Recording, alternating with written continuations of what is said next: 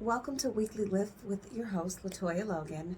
I am so excited for this video because this episode will close out our trauma series. We have explored throughout the month of May and into June, which happens to be PTSD Awareness Month. What is trauma?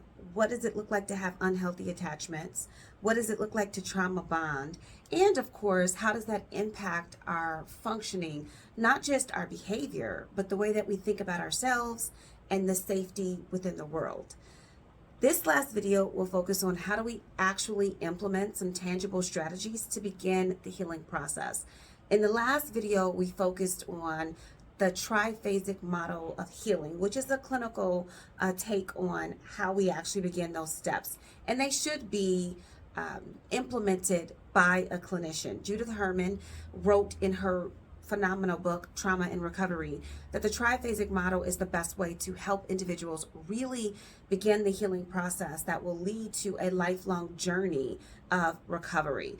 That three-point process included first, that we have to establish or reestablish safety and stabilization. So melding the two, feel safe versus am safe. So we may be safe, but that doesn't mean that we feel safe. So helping individuals to learn how to do that so that they can stabilize in their environment or in any environment they happen to find themselves in. The second thing that we do is learn emotional regulation by really processing those traumatic memories and helping us to desensitize from those memories through grounding and emotional regulation techniques. And the third thing is that we have to engage in reconnection. It is so important to understand that trauma healing cannot occur within a vacuum. You cannot do it on your own. You cannot do it in isolation, and you shouldn't feel as though you need to. I know people will tell you, just be stronger, just push yourself, just try, like you can do it. That's nonsense. We are human beings and we are here to connect. Belonging is critical to our sense of self-worth, to the purpose that we have for our life, and to helping us really navigate difficult emotions and experiences. So what are some things you can do without the assistance of a clinician? Well, first and foremost, how do you establish safety and security within your own home? You can do this with grounding techniques. Now, there are three ways that we get grounded. This has also been referred to as mindfulness. You could call this meditation. You can call this centering oneself. It doesn't matter really what you call it. At the end of the day, the purpose is to restore a sense of safety and stabilization in the moment.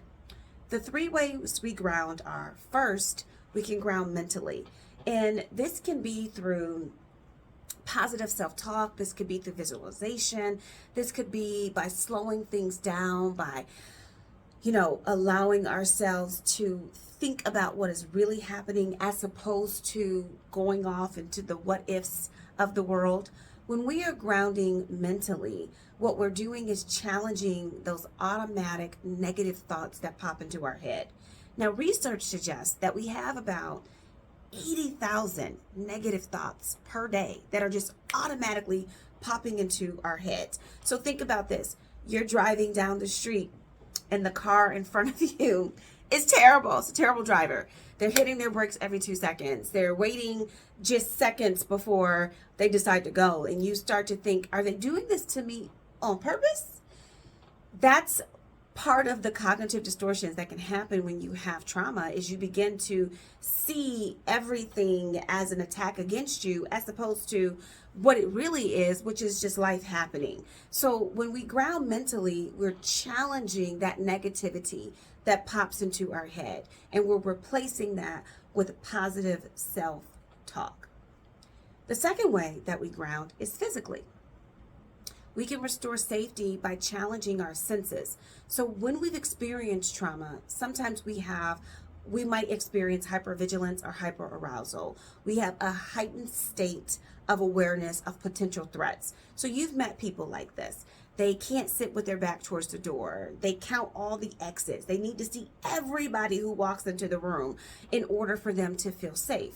And of course, that's because we feel that I think it's like a pull is what I would call it, of unsafeness or discomfort in our bodies, whether you start to have some tummy issues or your head starts to hurt or you start to sweat a little bit. So physical grounding can be extremely helpful because it can stop in the moment kind of the escalation of that crisis response. Ways that you can do this, if you're in your home, go grab an ice cube and hold the ice cube and pay attention to how the temperature has changed in your hand, how the water feels forming in your hand, how it feels to have it run down your skin, and just pay attention to the sensation of that ice melting in your hand, and then allow yourself to feel the restoration of your temperature after the ice goes away. And I know you're thinking, you want me to hold an ice cube? Yes, I do. I do. That is a way, because that allows us, for our body and our mind to connect, and it slows down time. Breath work is another way of physically getting grounded, taking a deep breath in and holding it for 3 seconds and then exhaling it all the way out. Not only do both of those techniques and strategies help you to lower your heart rate and restore normal breathing, it also tells the brain you don't need to release cortisol or adrenaline, because I'm okay. I am not about to fight and I am not about to flee. I am okay. I am safe. Other ways that you can do this, which, you might think won't work, but it does, is aromatherapy. There are all kinds of diffusers that are affordable for you to purchase where you can get a scent that makes you feel safe. In my office, and I'm like looking at my diffuser right now, I have lemongrass, I have orange, I have tea tree, I have so many different ones, and based on how I'm feeling and what I want to feel afterwards, I select the aromatherapy scent that will work best in the moment. They even have roll-on aromatherapy scents, and actually, I'm going to show you one because I think I have one in my purse. I do. So in my purse that is packed with stuff, as you can probably tell, I have this de-stress and relaxation. And it already just smells amazing. And you can just put it here. Take a deep breath in and inhale it and allow yourself to really smell. It just is so calming. Allow yourself to be calmed with that sensation. So we have several different senses that physically we can utilize to create safety. Sight. So you could choose to look and identify a specific color of things. We have sound. You can listen to music, a song that relaxes you or creates a sense of safety. We have smell. So we just did aromatherapy. We have touch.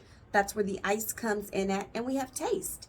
So and then we'll get to felt sense in a second, but you have taste. So you could put a lemon in your mouth or put a piece of chocolate in your mouth and allow yourself to really identify what it tastes like and what it feels like. And that can create a very quick sense of grounding. Now, felt sense is about really paying attention to the people in the room. You've experienced someone walking in and immediately you tensed up or you relaxed.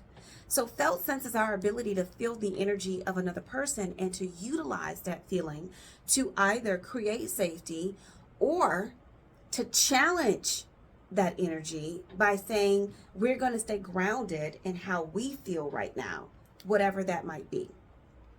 So that's how you can ground in those 3 areas. The final thing you might want to think about is how do you reconnect with another person? And of course, this is about trust and allowing yourself to take risk, engaging with people. And so you can do this in several different ways. You can think about people in your life who have been supportive to you and to talk to them about how you feel, to help you slowly re-engage in activities or to be in environments where maybe you have lost a sense of safety and support. You can also choose to reconnect through learning a new skill or engaging in a new environment that maybe you never were a part of, but you're willing to try it because it provides a sense of belonging. We all need to have our people. And I know people say things like my tribe or my group or my clique, and we pass that off and we kind of dismiss it. It is extremely important that we feel included somewhere, that we feel seen and heard and supported, and that everything we've been through is recognized by someone else. Validation isn't just because we're attention seeking.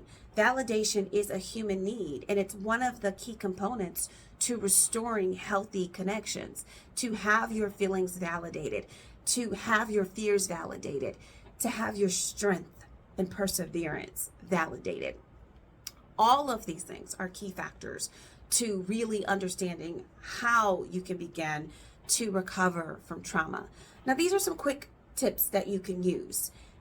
If you believe that your level of functioning is really impacted by your trauma experience, please do not hesitate. Reach out for professional help.